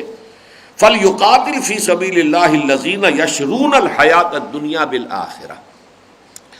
جو لوگ آخرت کے عوض اپنی دنیا کی زندگی بیچنے کے لیے تیار ہیں، انہیں چاہیے کہ اللہ کی راہ میں جنگ کریں۔ وہ لوگ جو طے کر چکے، جنہوں نے طے کر لیا کہ ہمارا مطلوب آخرت ہے، طالب عقبہ ہیں ہم، طالب دنیا نہیں ہے۔ دنیا تو دارالامتحان ہے، گزرگاہ ہے، گزرنا ہے اس سے۔ ہمارے مالک نے ہمیں یہاں سے گزرنے کے لیے ہمیں پابند کر دیا، گزرنا تو ہے لیکن یہ ہماری منزل نہیں۔ کن فی الدنیا کانک غریب و عابر سبیل، دنیا میں ایسے رہو جیسے کہ تم اجنبی ہو یا راہ چلتے مسافر ہو، تو اس سے زیادہ دلچسپی نہیں۔ اور باقی یہ کہ یہ تمہارے لیے امتحان ہے۔ خلق الموت والحیات لیبلوکم ایکم احسن عملا، ٹیک دی چیلنج، اس کو قبول کرو اور ثابت کرو، پروو یور ورتھ، کیا ہو تم اللہ کی نگاہ میں، اپنی قدر و قیمت منواؤ کہ ہاں اے اللہ میں تیرا بندہ ہوں، اے اللہ میں تیرے ہاتھ اپنی جان اور مال فروخت کرتا ہوں۔ تو فَلْيُقَاتِلْ فِي سَبِيلِ اللَّهِ الَّذِينَ يَشْرُونَ الْحَيَاةَ الدُّنْيَا، جو بیچ دیتے ہیں دنیا کی زندگی کو بالآخرہ، آخرت کے عوض، ان کے لیے لازم ہے کہ اب جب کہ قتال فرض ہو گیا ہے تو اب وہ اللہ کی راہ میں جنگ کے لیے نکلیں اور کسمسائیں نہیں، کوئی تردد کا شکار نہ ہو، کوئی ہیس بیس کے اندر جو ہے وہ اس میں مبتلا نہ ہو، گو مگو کی کیفیت نہ آنے دیں، بلکہ یہ کہ واپس نہیں پھیرا کوئی فرمان جنو کا، تنہا نہیں لوٹی کبھی آواز جرس کی، خیریت جاں راحت تن صحت داماں، سب بھول گئی مصلحت اہل ہوس کی۔ یہ کردار تمہارا ہونا چاہیے کہ جیسے ہی گھنٹی بجے تو گھنٹی کی آواز آئی اور پھر جیسا کہ اس کا ریباؤنڈ ہوتا ہے تو اس آواز کی واپسی کے ساتھ ہی آدمی حاضر ہو جائے، یہ ہے واپس نہیں پھیرا کبھی فرمان جنوں کا، تنہا نہیں لوٹی کبھی آواز جرس کی. گھنٹی کی آواز اکیلی واپس نہیں آئی، ہمیں ساتھ لے کر آئیے. حاضر ہو گئے، لبیک ہم حاضر ہیں. یہ طرز عمل ہوتا ہے مومنین صادقین کا، جو سچے ایمان رکھنے والے. یہ مومن صادق کو کمیونزم کا بھی ہو سکتا تھا، جو ہوتے تھے جو واقعتاً کمیونزم پر ایمان رکھتے تھے، جنہوں نے واقعتاً پھر اپنے آپ کو تج دیا، اپنے جان مال سب، گھر بار آل اولاد، گھر بار سب کچھ تباہ کرنے کے لیے تیار ہیں اپنے اس انقلاب کے لیے. وہ بھی مومن تھے، صادق تھے، سچے تھے. وہ اپنے کمیونزم کے اندر سے سچے تھے. وہ لوگ جنہوں نے اپنی گردنیں میدان بدر میں کٹوا دی ہیں، بڑے بڑے قریش، وہ بھی صادق تھے، مومن تھے. وہ مومن تھے بتوں کے، وہ مومن تھے طاغوت کے، وہ مومن تھے شیطان کے. لیکن یہ کہ صادق تھے، انہوں نے اپنے آپ کو اس کام کے لیے لگایا. تو جو اللہ کے ساتھ ایمان رکھتے ہیں، اللہ پر یقین رکھتے ہیں، اللہ کے ساتھ اخلاص رکھتے ہیں، اب ان کا کام یہ کہ اللہ کی راہ میں جنگ کریں. وَمِنَ النَّاسِ مَن يَشْرِي، اب اسی کو دیکھیے، اسی سے میں نے عرض کیا تھا شرا یشری بیچنا، اشترا یشتری باب افتعال ہو گیا ثلاثی مزید فی میں، خریدنا. اور یہی آیت آئی ہے اور یہی لفظ آیا ہے سورہ توبہ میں، ان اللہ اشترى من المؤمنین انفسهم واموالهم بان لهم الجنہ یقاتلون فی سبیل اللہ فیقتلون ویقتلون وعدا علیہ حقا فی التوراۃ والانجیل والقرآن ومن اوفی بعہدہ من اللہ فاستبشروا ببیعکم الذی بایعتم بہ وذلک هو الفوز العظیم. اللہ نے اہل ایمان سے ان کی جانیں اور مال خرید لیے ہیں جنت کے عوض. یہاں ذکر ہے کہ اہل ایمان من الناس من یشری نفسہ، اپنی جان بیچ رہا ہے، بیچنے والا ہے. اللہ خریدار ہے. ان اللہ اشترى من المؤمنین انفسهم واموالهم بان لهم الجنہ، یقیناً اللہ نے اہل ایمان سے ان کی جانیں اور مال خرید لیے ہیں جنت کے عوض. اسی کا ظہور ہے یہ کہ یقاتلون فی سبیل اللہ. یہ میں نے سورہ نساء کی آیت جو آپ کو بتائی، جو تعلق ہے اس شرع یشری کے ساتھ، یشرون حیات الدنیا بالآخرہ، تو ان کو کیا کرنا چاہیے؟ فلیقاتل فی سبیل اللہ، اب انہیں اللہ کے راہ میں قتال کرنا چاہیے. وہی نقشہ وہاں آ گیا، یقاتلون فی سبیل اللہ فیقتلون ویقتلون، وہ اللہ کی راہ میں جنگ کر رہے ہیں، قتل کرتے بھی ہیں، قتل ہوتے بھی ہیں. یہ ضمانت اللہ نے نہیں دی تھی کہ تم قتل نہیں ہو، آؤ میرا نام لے کے میرے کلمے کی سربلندی کے لیے آؤ، کود جاؤ میدان میں، تمہیں کوئی غضب نہیں پہنچے گا. نہیں نہیں، تمہیں بھی جانیں دینی ہوگی. یقتلون ویقتلون، وہ قتل کرتے بھی ہیں، قتل ہوتے بھی ہیں. بدر میں بھی 13 شہید ہوئے آن دی اسپاٹ. 14 وہ تھے کہ جو زخمی ہو گئے تھے، لیکن واپسی کے سفر کے دوران ان کا بھی انتقال ہو گیا. تو 14 صحابہ نے تو جام شہادت نوش کیا بدر میں، 70 نے کیا ہے غزوہ احد میں. وہ تو ایک غلطی جو مسلمانوں سے ہوئی، اس کی بڑی سخت سزا انہیں ملی. وَمِنَ النَّاسِ مَن يَشْرِي نَفْسَهُ ابْتِغَاءَ مَرْضَاتِ اللَّهِ وَاللَّهُ رَءُوفٌ بِالْعِبَادِ. اپنے ایسے بندوں کے حق میں اللہ تعالیٰ بہت رؤوف ہے. رافت کہتے ہیں دل کی نرمی، گداز، جس کی وجہ سے پھر رحمت در حقیقت اس کا پھر ظہور ہے. ایک کیفیت قلبی ہوتی ہے، آپ کی باطنی کیفیت. کسی کو دیکھ کر آپ کو ترس آیا،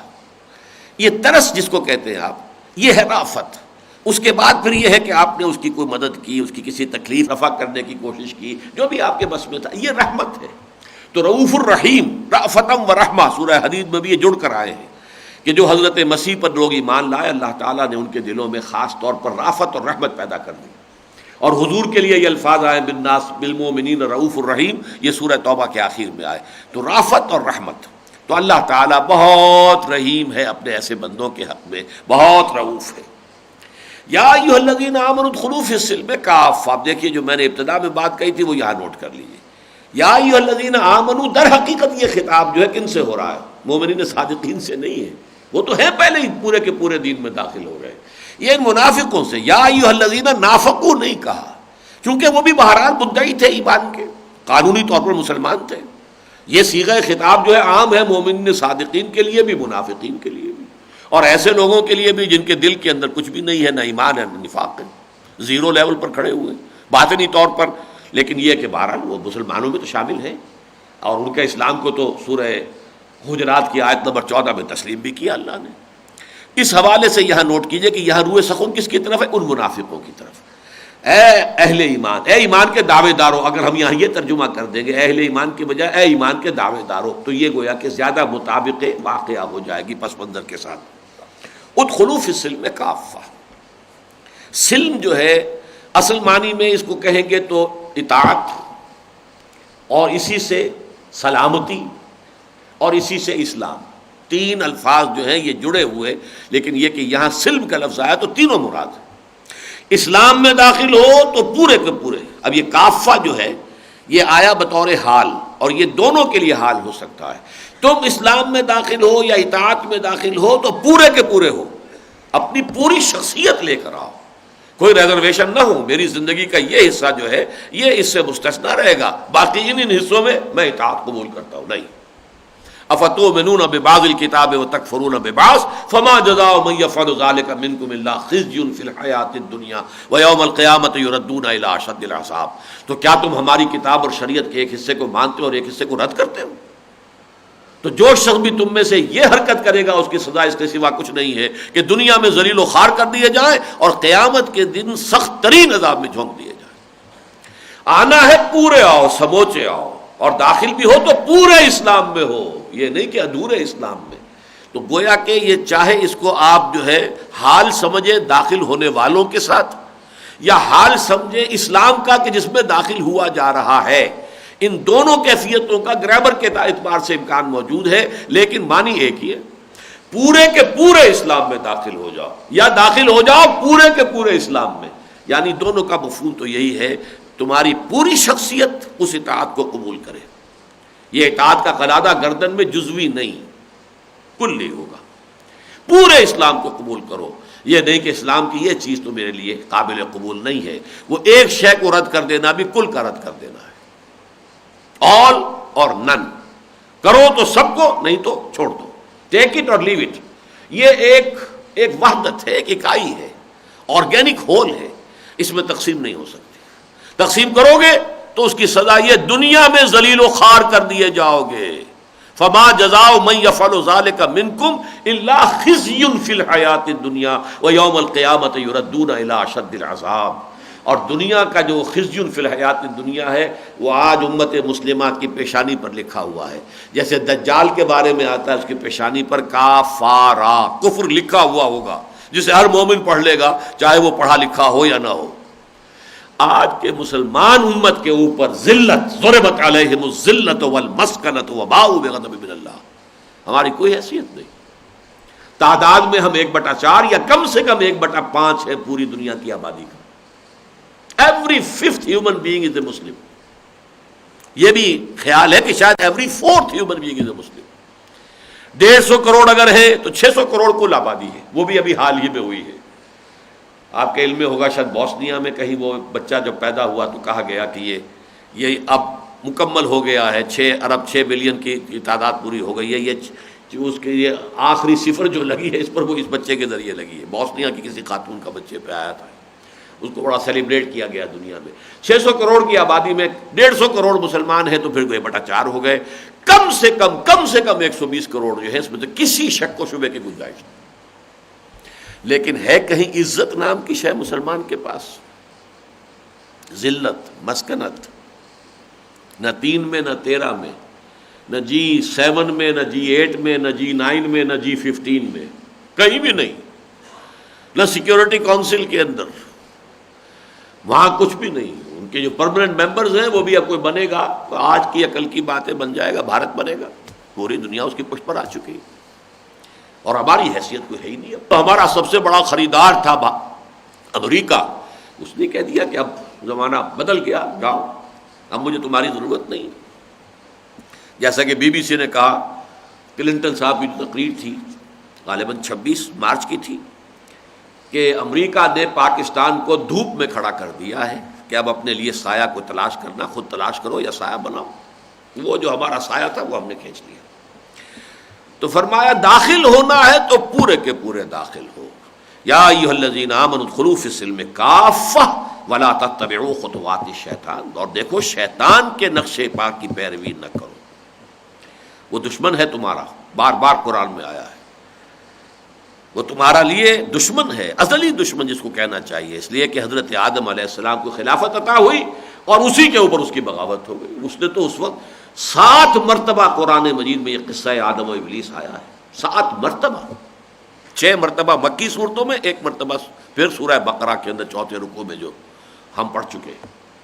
اور اس میں یہی تھا، شیطان نے صاف کہا میں تو اسے ورگلاؤں گا، وہ تو ادھار کھائے ہوئے اسی پر، اس کی زندگی کا مشن یہی ہے، زمین اس کے لیے مزین کر دوں گا اور بدی کو اس کے سامنے لاؤں گا بنا سنوار کر کے، وہ اسے اچھائی لگے گی، اسے اختیار کرے گا، وہ ثقافت کے نام پر بے حیائی ہوگی اور بدماشی ہوگی اور ساری آبرو باختگی ہوگی، لیکن ہوگی ہیومن رائٹس کے نام پر ہوگی، ہر یعنی جو بھی سیکس ہے اس کو اس طریقے سے لا کے بازار میں چوپٹ کر دوں گا، اور وہ بھی جیسے کہ حضرت آدم حضرت حوا کا لباس اتر گیا تھا، اسی طریقے سے اب پوری نوع انسانی کو بے لباس کر کے رہے گا یہ شیطان لعین، اس کا تو ہے، اور دجال کا وہ فتنہ جب اپنے پورے عروج پر آئے گا تو کیا شکل ہوگی، لیکن یہ کہ coming events cast their shadows before, وہ شخص دجال جو اب آئے گا اس سے پہلے وہ دجالیت کے سائے تو آج ہمارے سامنے موجود ہیں۔ اب بیجنگ پلس کانفرنس جو ہو رہی ہے، +5 کانفرنس، اس کا جو نتیجہ نکلے گا، جو ایجنڈا ہے، ہم نے تو اس کو شائع بھی کیا ہے، اور اس کا مضمون انگریزی کا بھی جو ہے اس کو 2 ورقے کی شکل میں عام کیا ہے، لیکن ہمارے ہاں تو بڑے بڑوں کو اس کی خبر ہی نہیں کہ کیا ہونے والا۔ بہرحال شیطان تمہارا دشمن ہے ازلی،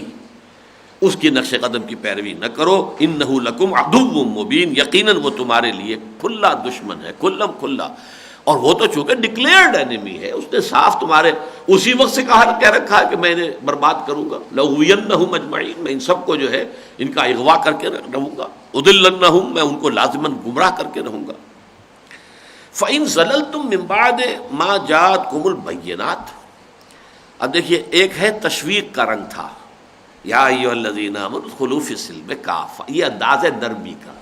افہام و تفہیم کا، تشویق و ترغیب کا، جیسا کہ میں نے عرض کیا کہ لفظ نفاق سورہ بقرہ میں لائے ہی نہیں، ابھی اس طور سے جو ہے ننگا نہیں کیا گیا انہیں، بلکہ صرف ایک کردار دکھا دیا گیا تاکہ وہ جس میں یہ کردار ہے وہ خود ہی پہچان لے، اور یا کہ آس پاس کے لوگ اس کو پہچان لیں کہ یہ کردار ہے وہ، لیکن یہ کہ اس سے آگے اسے ننگا نہیں کیا گیا، بلکہ اصلاح کا دروازہ کھلا رکھا گیا۔ اسی لیے تشویق اور ترغیب کے انداز میں، یا ایھا الذین آمنوا ادخلوا فی السلم، کہ تم اللہ کا نام مانتے ہو، اللہ کو مانتے ہو، تم نے اللہ کے رسول پر بھی ایمان کا دعویٰ تو کیا ہے، تم آخرت کو تسلیم کرتے ہو، تو اللہ کے دین میں، اسلام میں پورے کے پورے داخل ہو وداؤٹ اینی ریزرویشنز، اور اسلام کی پوری تعلیمات کو قبول کرو۔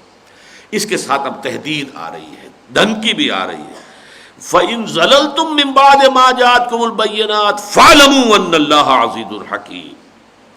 پھر اگر تم پھسلے اس کے بعد کہ تمہارے پاس واضح تعلیمات آ چکی،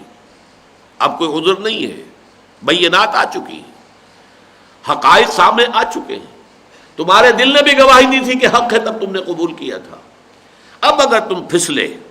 اور اگر تم بچلنے لگے اور تم نے کوئی پسپائی اختیار کی، یا ایھا الذین آمنوا من یرتد منکم عن دینہ فسوف یأتی اللہ بقوم یحبہم ویحبونہ، تمہیں ہٹائے گا اللہ کسی اور قوم کو لے آئے گا، یہ تو سورہ مائدہ میں بات آئی ہے۔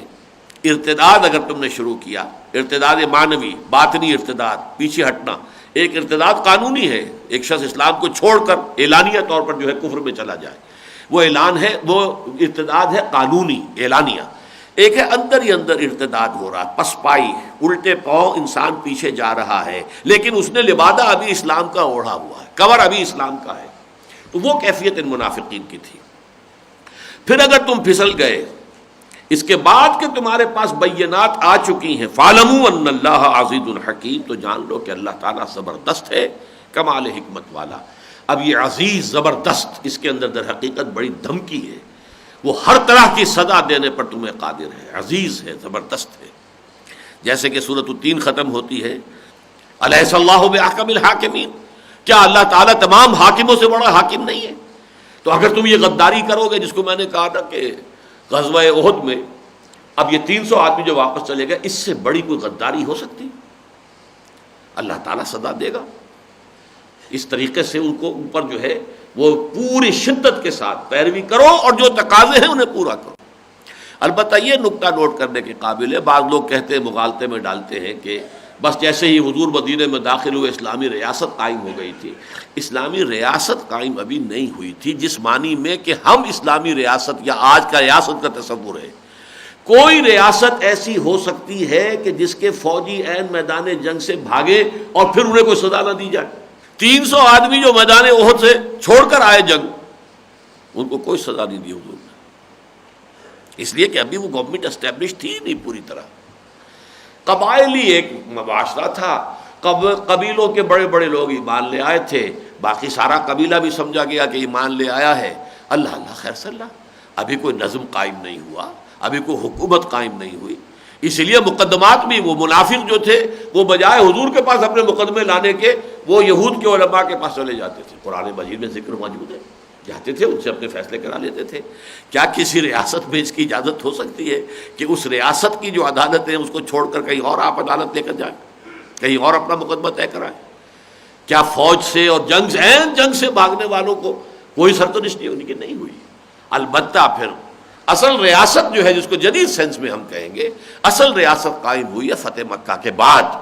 پھر یہ ہے کہ غزوہ تبوک کے لیے جو اعلان عام تھا، پھر جو نہیں گئے انہیں سزا بھی دی گئی، پھر یہ منافقین کے خلاف جو اقدام بھی کیا گیا، پھر انہوں نے جو مسجد بنائی تھی اپنا اڈا اپنا مرکز مسجد زرار، اس کو جلا بھی دیا حضور نے صلی اللہ علیہ وسلم۔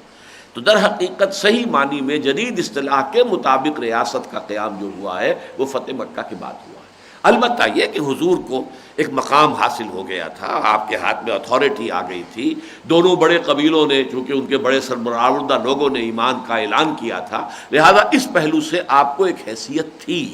مسلمانوں کے لیے دارالامن وجود میں آ گیا، دارالاسلام بھی آپ اسے کہہ سکتے ہیں، لیکن جدید اصطلاح جدید تصور ریاست جو ہے وہ اس پر اپلیکیبل نہیں۔ فَإِن ضَلَلْتُم مِّن بَعْدِ مَا جَاءَتْكُمُ الْبَيِّنَاتُ فَاعْلَمُوا أَنَّ اللَّهَ عَزِيزٌ حَكِيمٌ هَلْ يَنظُرُونَ إِلَّا أَن يَأْتِيَهُمُ اللَّهُ فِي ظُلَلٍ مِّنَ الْغَمَامِ وَالْمَلَائِكَةُ وَقُضِيَ الْأَمْرُ وَإِلَى اللَّهِ تُرْجَعُ الْأُمُورُ۔ وہ کس شے کا انتظار کر رہے ہیں سوائے اس کے کہ اللہ تعالیٰ آ جائے بادلوں کے سائبانوں کے ساتھ اور فرشتے بھی آ جائیں اور پھر تمام معاملات چکا دیے جائیں۔ یہ قیامت کا نقشہ کھینچا گیا ہے، جیسا کہ آخری پارے میں سورۃ الفجر ہے، اذا دکت الارض دکا دکا وجاء ربک والملک صفا صفا وجیء یومئذ بجہنم یومئذ یتذکر الانسان وانى له الذکریٰ۔ جس دن کے زمین کو کوٹ کوٹ کر چپٹا کر دیا جائے گا، کوئی اس میں لا تری فیہا عوجا ولا امتا، نہ کوئی ٹیڑھ ہوگی نہ کوئی کونا ہوگا نہ کہیں اونچا ٹیلا ہوگا، سب چٹیل میدان، کوئی ہمالا بھی سیدھا ہوا ہوگا روئی کے گالوں کی طرح یا دھنکی ہوئی اون کے گالوں کی طریقے سے یہ جو پہاڑ ہیں چل رہے ہوں گے، اور پھر یہ پورا چٹیل میدان ہوگا۔ پھر اللہ تعالیٰ نزول فرمائیں گے، جاء ربک والملک صفا صفا۔ ہم نہیں جان سکتا ہے اس کا کیفیت کیا ہوگی، لیکن قرآن کہتا ہے نزول ہوگا اللہ کا۔ اس کی کیا شان ہوگی، اس کی خصوصی شان جو ہے اس کا ظہور ہوگا، جو بھی ہے ظہور ہوگا، آئے گا اللہ تعالیٰ، نزول ہوگا۔ جاء ربک والملک صفا صفا، فرشتے کھڑے ہوں گے صفے باندھے ہوئے، پھر حساب کتاب ہوگا، جزا سزا کے فیصلے ہوں گے، جنت اور دوزخ کے پروانے ملیں گے، تم ادھر جاؤ تم ادھر جاؤ۔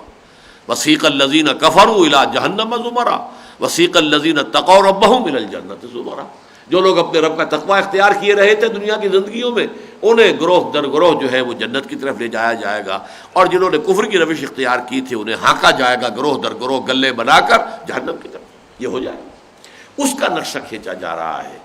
اس میں کہا یہ جا رہا ہے، اصل میں یہ ایک نفسیاتی بات ہے۔ جو شخص قوت ارادی کے ذوف میں مبتلا ہوتا ہے، دیکھیے عام الفاظ میں ہم استعمال کرتے ہیں، فلاں شخص میں فیصلے کی طاقت نہیں ہے، فیصلے کی صلاحیت نہیں ہے، وہ ڈاواں ڈول ہی رہتا ہے، ادھر ادھر ادھر ادھر ادھر ادھر، چلوں نہ چلوں، بڑھوں نہ بڑھوں۔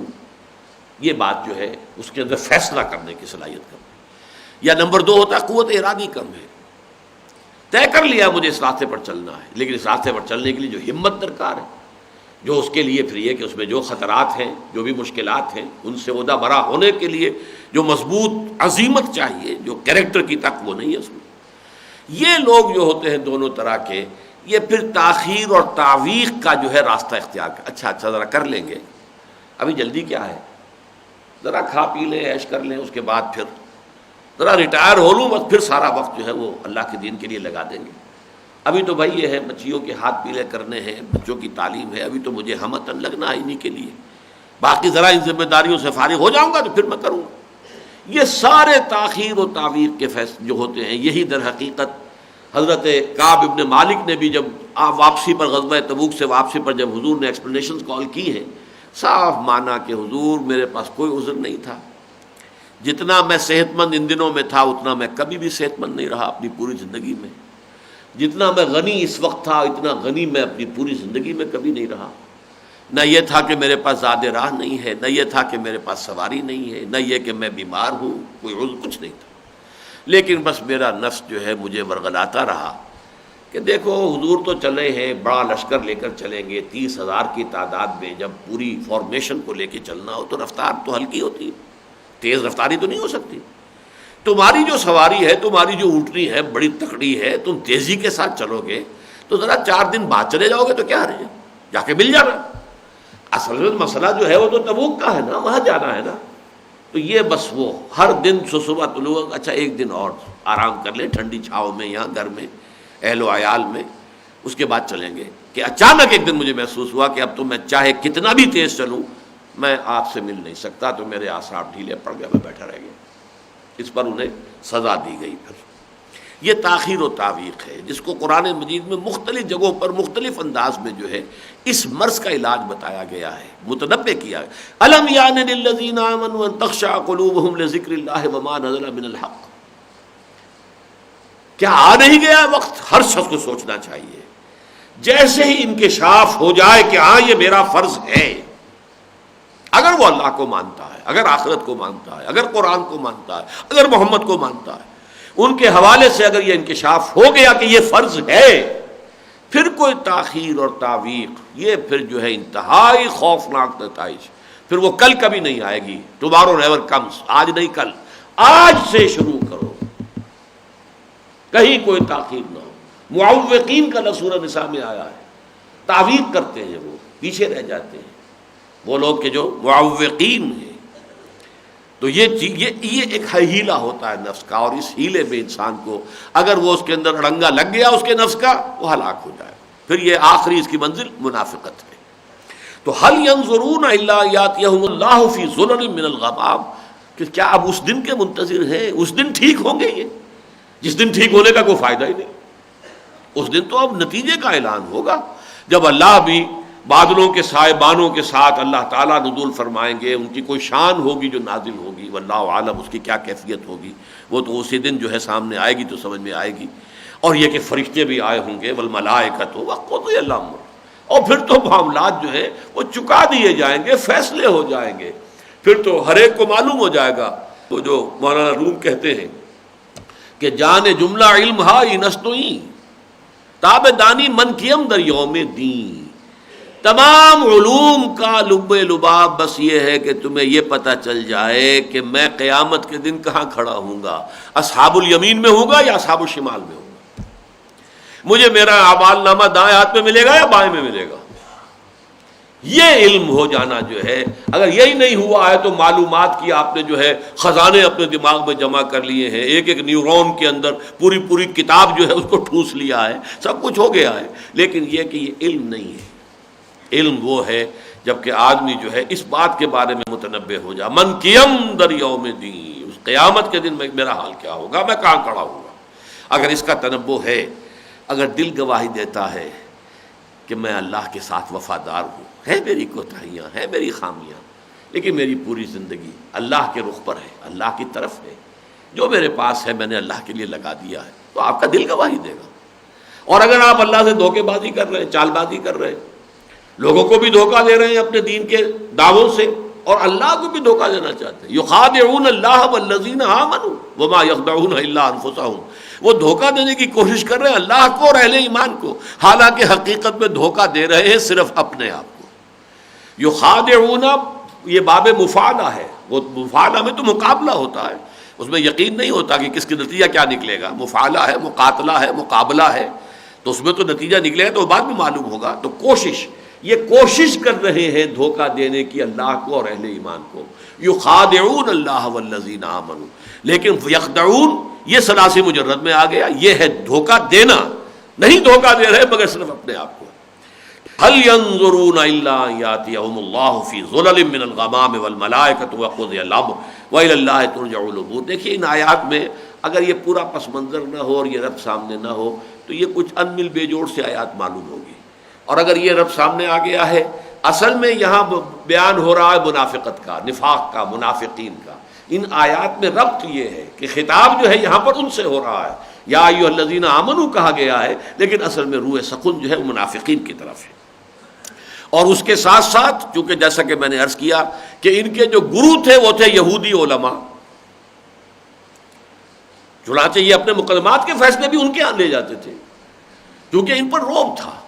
کہ یہودی جو ہیں یہ بڑے مثقف لوگ ہیں، ثقافت والے لوگ ہیں، ان کے پاس کتاب ہے، ان کے پاس شریعت ہے، ان کے پاس قانون ہے، ان کے علماء ہوتے ہیں، ان کے اس کے پھر وہ فیصلے اس کتاب کے اور قانون کے مطابق کرتے ہیں، جبکہ ظاہر بات ہے کہ عرب کے لوگ تو امی تھے، نہ ان کے پاس کوئی کتاب، نہ کوئی شریعت کوئی تھی نہیں، نہ قریش کے پاس تھی، نہ اوس اور خزرج کے پاس تھی،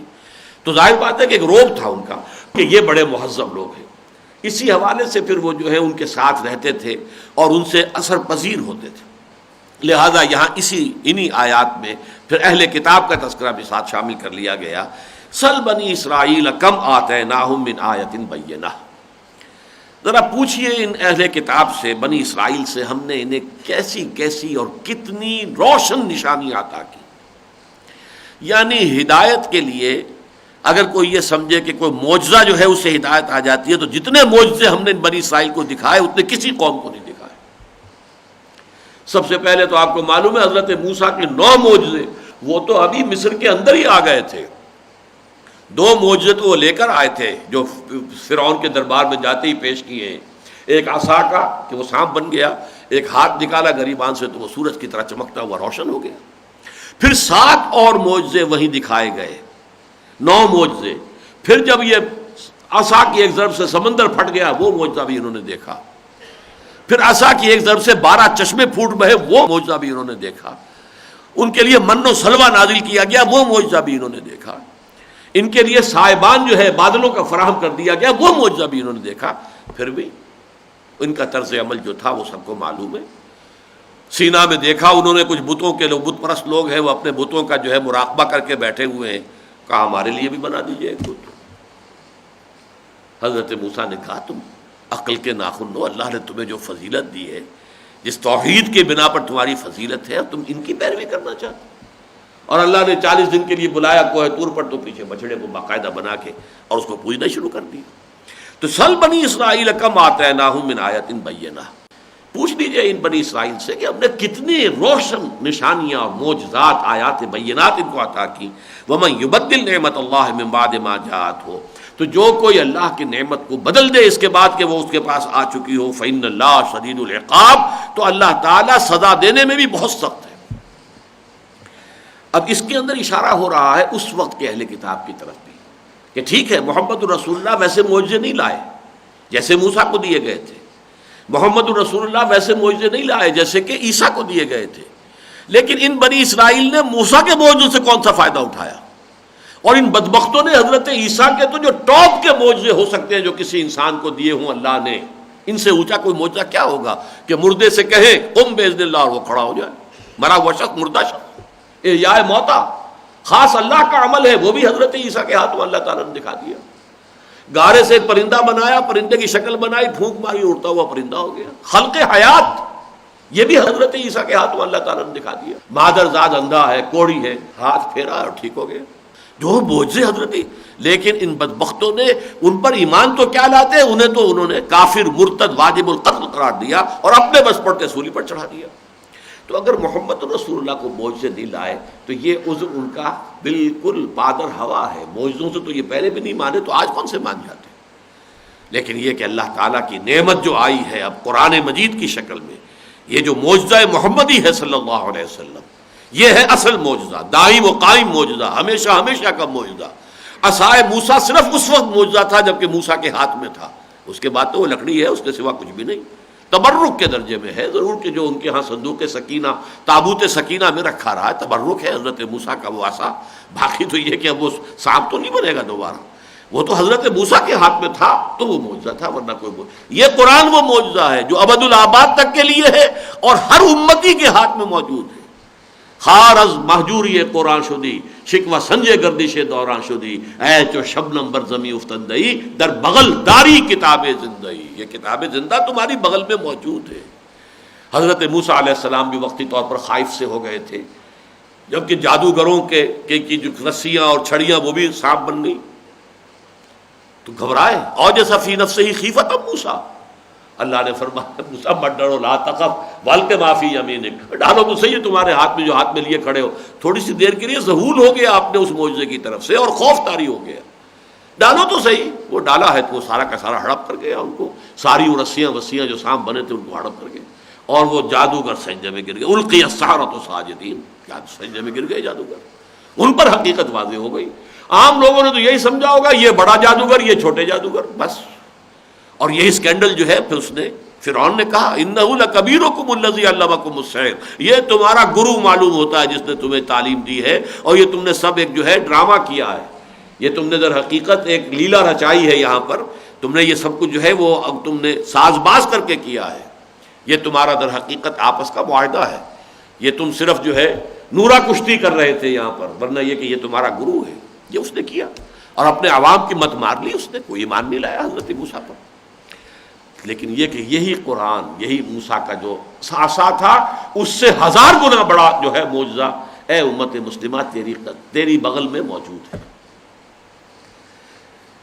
زین للذین کفروا الحیات الدنیا، اصل کانٹے کی بات اب یہاں آئی ہے، اور یہ خاص طور پر میں نے پچھلے 2-3 جمعوں میں یہ جس کو میں کہتا ہوں کہ دجالیت، coming events cast their shadows before, وہ دجال اکبر جو ہے اس سے پہلے یہ دجالیت کے سائے جو آ چکے ہیں، ان دجالیت کے سائے ان کا جو کیا ہے اصل لب لباب کیا ہے کہ حیات دنیاوی مزین سے مزین تر ہوتی جا رہی ہے، ٹھاٹ باٹ عیش، اسکائی اسکریپرز، 102 بلڈنگ کی عمارت کھڑی، 102 منزلہ عمارت، آدمی کی جو ٹوپی گرتی ہے اس کو دیکھتے ہوئے اگر اس کے نیچے کھڑے ہو کر، اور کاروں کی ریل پیل اور جو کچھ وہاں پہ چمک دمک جو ہے نظر کو خیرہ کرتی ہے، چمک تہذیب حاضر کی۔ تو جیسے جیسے یہ سائنس سے ٹیکنالوجی بڑھی ہے، اس نے اس دنیا کی زندگی کو خوب اور مزین کر دیا، اور مزین کر دیا، اور مزین کر دیا، تاکہ سب کے سب اسی کے مرید، اسی کے طالب، اسی کے عاشق بن جائیں، اور دنیا ہی ان کا مطلوب و مقصود بن کر رہ جائے، اس سے آگے کی کوئی سوچ ہی نہ رہے۔ زین للذین کفروا الحیات الدنیا، مزین کر دی گئی ہے کافروں کے لیے دنیا کی زندگی، وَيَسْخَرُونَ مِنَ الَّذِينَ آمَنُوا، اور مذاق اڑاتے ہیں یہ اہل ایمان کا۔ یہاں بھی پیچھے دیکھیے وہی منافقوں کا کردار، وہ ہنسا کرتے تھے، چنانچہ سورہ بقرہ کے دوسرے رکوع میں بھی ہے، جب ان سے کہا جاتا تھا وَإِذَا قِيلَ لَهُمْ آمِنُوا كَمَا آمَنَ النَّاسُ قَالُوا أَنُؤْمِنُ كَمَا آمَنَ السُّفَهَاءُ، جب ان سے کہا جاتا بھائی اللہ کے بندو تم بھی ایمان لاؤ جیسے دوسرے لوگ ایمان لائے، وہ تو ایمان کے لیے اپنا سب کچھ تن من دھن تج دینے کے لیے ہر وقت تیار ہے، یہ تمہیں کیا ہو جاتا ہے؟ تو وہ کہتے تھے کہ کیا ہم ایسے ایمان لائیں جیسے یہ بے وقوف لوگ ایمان لائیں؟ یہ تو بے وقوف ہے، سفہاء ہیں، انہیں اپنی خیر کی فکر نہیں، اپنے شر کا خوف نہیں،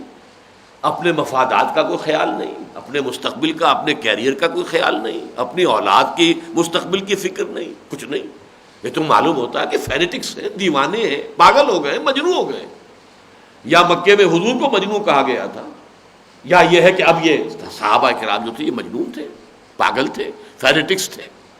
یہ لوگ جو ہے در حقیقت یہ عقل وقل جو ہے اس کو بیچ کے کھا چکے ہیں، اور واقعہ یہ کہ بے خطر کود پڑا آتش نمرود میں عشق، عقل ہے محو تماشائے لبے بام ابھی، عقل کا تو ہاتھ سے آپ اگر اس کا تعلق چھوڑیں گے نہیں تو میدان میں کودے گے ہی نہیں۔ عقل کے تو معنی باندھنے کے ہیں، اقال کہتے ہی اس رسی کو ہے جس سے کہ عرب بدو جو ہے وہ اپنے اونٹ کا وہ ایک جو ہے وہ نی جو ہے ایک گھٹنا باندھتا ہے،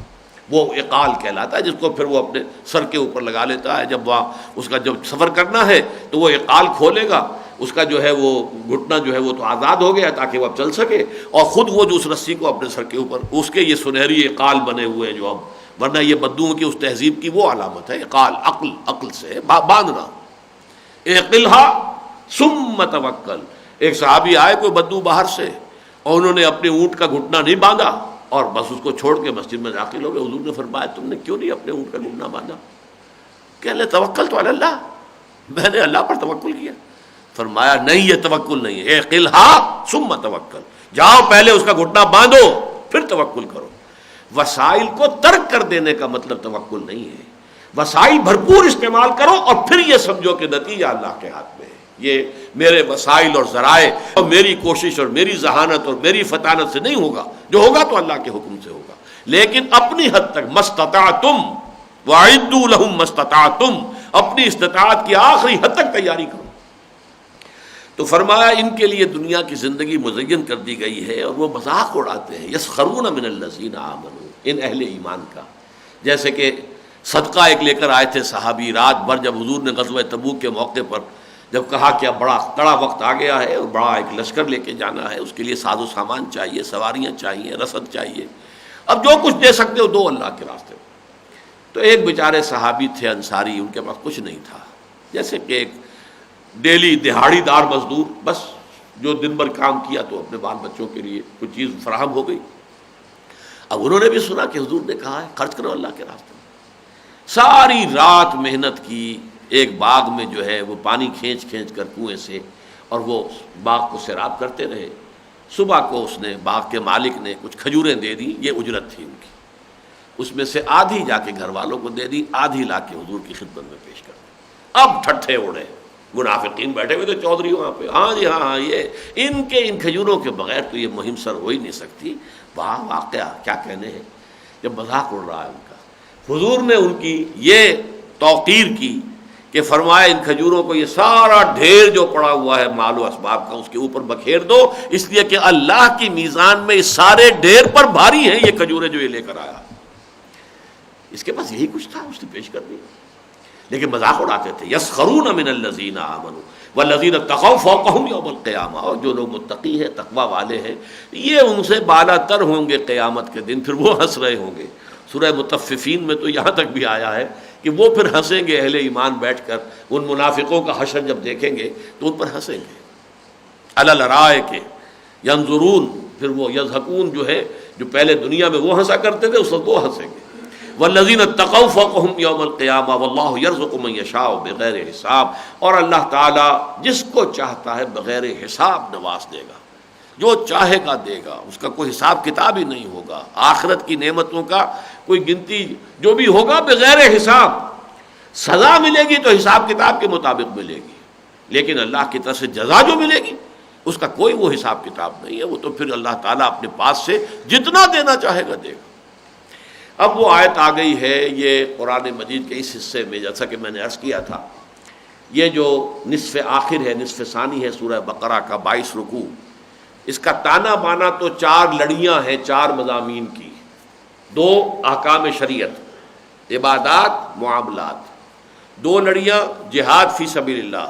یعنی قتال فی سبیل اللہ اور انفاق فی سبیل اللہ۔ یہ تانا بانا جیسے کپڑے کا ہوتا ہے، وہ تانا بانا تو ان 4 لڑیوں کا ہے، لیکن مختلف وقفوں کے بعد جیسے کہ کپڑے کے اندر ہی اسی تانے بانے میں پھول بن دیے جاتے ہیں، بڑے خوشنما حسین پھول جو ہیں بنتی ہی میں آ گئے ہیں۔ اس طرح کے جو ہے حکمت دین کے بہت بڑے بڑے خزانے جو ہیں، بڑی بڑی آیات جو ہیں وقتاً فوقتاً آپ کو ملتی ہیں، جن میں سے ہم پہلے پڑھ چکے ہیں۔ آیت الآیات، کتنی آیات ہیں جو اس ایک آیت میں جمع کی گئی ہیں۔ ان فی خلق السماوات والارض واختلاف اللیل والنہار والفلک التی تجری فی البحر بما ينفع الناس وما انزل اللہ من السماء من ماء فاحیا به الارض بعد موتها وبث فیہا من کل دابۃ وتصریف الرياح والسحاب المسخر بین السماء والارض لآیات لقوم یعقلون۔ اتنی آیات آفاقیہ جو بعض دوسری مکی صورتوں میں 10 آیتوں میں جا کر مکمل ہوتی ہیں، اس ایک آیت میں جمع کی۔ آیت الآیات میں نے اس کا نام رکھا ہے۔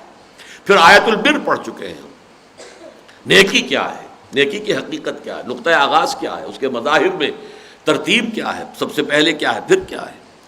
اسی طریقے سے اب یہ آیت الاختلاف آ گئی ہے، بہت اہم آیت ہے، اور یہ قرآن مجید کے تاریخ کے فلسفے کے لیے بنیادی جو ہے اینٹ کی حیثیت رکھتی ہے۔ آج کا ہمارا جو فلسفہ تاریخ ہے وہ اس طرح کا نقشہ سامنے لاتا ہے کہ انسانیت کا جو سفر شروع ہوا ہے وہ تاریکی میں شروع ہوا ہے۔ پہلے انسان بس جی وہ عناصر کو پوجتا تھا، وہ سمجھتا تھا یہ بھی خدا ہے وہ بھی خدا ہے، ان چیزوں سے تو یہ تصور جو ہے یہ بالکل غلط ہے قرآن کے تصور سے۔ قرآن ہمیں یہ تصور دیتا ہے کہ تاریخ انسانی کا آغاز نصف النہار روشنی توحید کے ساتھ ہوا ہے۔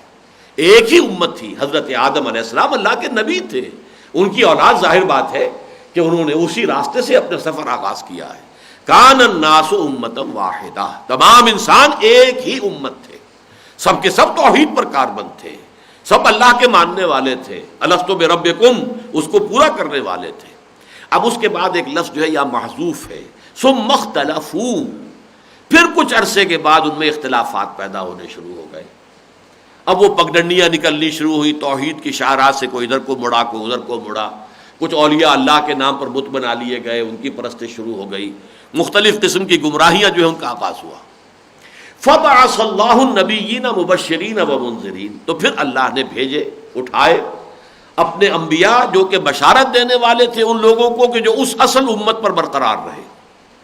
اور خبردار کرنے والے تھے ان کو جنہوں نے یہ ٹیڑھے راستے نکال لیے، غلط راستے نکال لیے۔ منہا جائر الی اللہ قصد السبیل و منہا جائر، سیدھا راستہ تو اللہ کی طرف لے جا رہا ہے، وہ توحید کا ہے، البتہ اس سے ادھر ادھر پگڈنڈیاں جو جاتی ہیں، وہ جو ٹیڑھے راستے ہیں وہ پھر جہنم کی طرف لے جانے والے ہیں۔ فبعث اللہ النبیین مبشرین و منذرین وانزل معهم الکتاب بالحق، اور ان کے ساتھ کتابیں پھر اللہ نے نازل فرمائی حق کے ساتھ، لِيَحْكُمَ بَيْنَ النَّاسِ فِيمَا اخْتَلَفُوا فِيهِ، تاکہ وہ فیصلہ کریں وہ کتابیں لوگوں کے مابین، جو بھی اختلافات ہو گئے تھے اس میں دودھ کا دودھ پانی کا پانی علیحدہ کر دیں، حق کو واضح کر دیں، اور جو اختلاف انہوں نے پیدا کر دیے تھے ان کی حقیقت جو ہے اس کو بھی واشگاف کر دیں، مبرہن کر دیں، کھول دیں، واضح کر دیں، دلائل کے ساتھ، استشہاد کے ساتھ۔ وَمَا اخْتَلَفَ فِيهِ، البتہ اگلی ایک اور مصیبت یہ آئی کہ جنہیں وہ کتاب دی گئی تھی، جنہوں نے اس کو اختیار کر لیا، جو اس کے صاحب کتاب، پھر انہوں نے بھی اختلاف پیدا کرنا شروع کر دیے، کتاب ہی کے اندر اختلاف۔ یہ گویا کہ اب اشارہ ہو رہا ہے اہل کتاب کی طرف کہ ان کے ہاں جو پھر فرقے بنے ہیں اور ان کے ہاں جو تقسیم در تقسیم ہوئی ہے، حالانکہ کتاب ان کے پاس موجود تھی۔ وَمَا اخْتَلَفَ فِيهِ، فِيهِ سے مراد اب یہاں پر وہ کتاب ہے، وہ کتاب جو کہ انبیاء کے ساتھ آئی ہے، اس کے اندر جو اختلاف ڈالا ہے إِلَّا الَّذِينَ أُوتُوهُ، یہ اختلاف کرنے والے وہی تھے جنہیں وہ کتاب دی گئی جو وارث بنے، جیسے کہ سورہ شورى میں کہا گیا ہے